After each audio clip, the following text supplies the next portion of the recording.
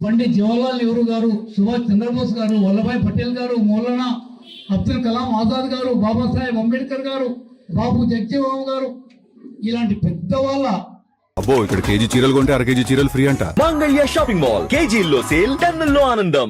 ఆధ్వర్యంలో వాళ్ళ ప్రాణాలు, వాళ్ళ మానాలు, వాళ్ళ ఆస్తులు, వాళ్ళ సుఖాలు అన్ని వదులుకొని దేశానికి స్వాతంత్రం తేవడం జరిగింది.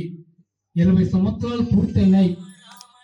ఒకనాడు కేవలం 2% అక్షరాస్యత ఉండేటువంటి భారతదేశం ఈరోజు దాదాపుగా 74% అక్షరాస్యతకు చేరుకుందనేటువంటి మాట కూడా మీతో మనజేస్తున్నాను. మన తెలంగాణ రాష్ట్రంలో 64, కేరళలో పక్కన ఉండేటువంటి రాష్ట్రంలో 90% అక్షరాస్యత సాధించాం, అభివృద్ధి సాధించాం. ఇదంతా స్వాతంత్రాన్ని పోరాడినటువంటి కాంగ్రెస్ పార్టీ, స్వాతంత్రం వచ్చిన తర్వాత భారతదేశ అభివృద్ధికి పాటుపడినటువంటి కాంగ్రెస్ పార్టీ నాయకులు తప్ప ఇంకొకరు కారనేటువంటి మాట కూడా నేను సడన్గా మనం చేస్తా ఉన్నాను.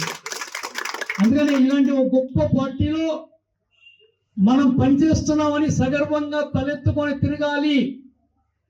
10 మందికి మన పార్టీ యొక్క గొప్పతనం, మన పార్టీ చేసిన పనులు, రేపు చేయబోయే పనులు మనం సగర్వంగా అందరికీ వివరించాలనేటువంటి మాట మీ అందరికీ నేను సవినీయంగా మనం చేస్తున్నా.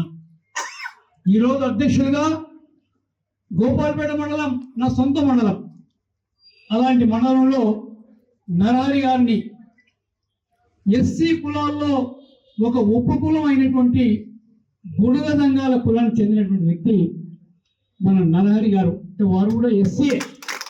అలాంటి వ్యక్తికి మనం ఈరోజు ఈ మండల కాంగ్రెస్ పార్టీ బాధ్యతలు అప్పచెప్పినాం. వారితో పాటుగా శేఖర్ గారు ఒక బీసీ నాయకుడు, శాంతన్న గారు ఇంకో ఎస్సీ నాయకుడు, రాజేశ్వర రెడ్డి గారు ఒక రెడ్డి, వీళ్ళందరూ కూడా సమిష్టిగా మేము కలిసికట్టుగా పనిచేస్తాం, మండలానికి పూర్వ వైభవాన్ని కాంగ్రెస్ పార్టీకి తీసుకొస్తాం అనేటువంటి మాట వారు చెప్పడం జరుగుతూ ఉంది అనేటువంటి విషయం కూడా వారు చెప్పడం జరిగింది. మండల కాంగ్రెస్ పార్టీ ఇక్కడ ఒక మంచి కూర్చోవడానికి కాంగ్రెస్ పార్టీ ఆఫీస్ కావాలి. మాకు అందరం కూర్చొని మాట్లాడుకుంటేనే ఇంతవరకు ఏం చేయగలిగినాం, రేపు ఏం చేస్తాం అనేటువంటి ఆలోచన మనకు వస్తుంది అనే ఉద్దేశంతో రోడ్డు పక్కనే మనం ఒక చక్కటి ఆఫీసును చూసుకొని ఈరోజు ప్రారంభోత్సవం చేసుకున్నాం అనేటువంటి మాట కూడా నేను సవినీయంగా మనం చేస్తున్నాను. అందుకని నేను మీ అందరితో కూడా నా మనవి,